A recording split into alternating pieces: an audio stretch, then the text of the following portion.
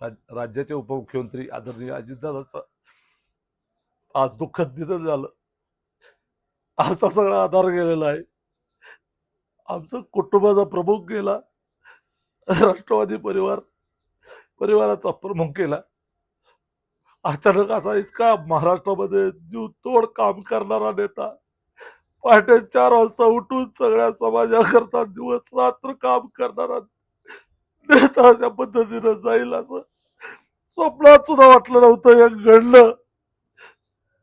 आज आज सगळ्या नुसता तो अजितदादाचा परिवार नव्हता, महाराष्ट्र त्याच्याकडे बघत होता. उद्या तर मुख्यमंत्री महाराष्ट्राचा म्हणून स्वप्न बघत होतो. अचानक आज अजितदादा आज ही धक्कादायक बातमी आली. अक्षरशः सगळं कोसळल्यासारखं झालंय. सगळं याच्यातून त्यांचा परिवार, राष्ट्रवादीचा उभ्या महाराष्ट्रातला परिवार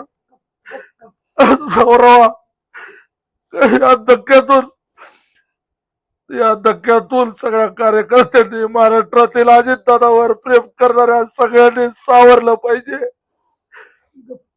या माणसामुळे उद्या महाराष्ट्रातील विकासाचा गाडा थांबतो का काय? अजितदादा, तुम्ही असं अचानक कसं काय केलं? एवढं पहाटे उठून तुम्ही सकाळी एवढं कशासाठी? याची एक्झिट होईल, महाराष्ट्राचं नाही देशाचं नुकसान झालं. इतकं चांगलं काम करणारा मेहनती माणूस या महाराष्ट्राला पुन्हा मिळलेला आहे. या महाराष्ट्रामध्ये पुन्हा असा नेता होलेला आहे.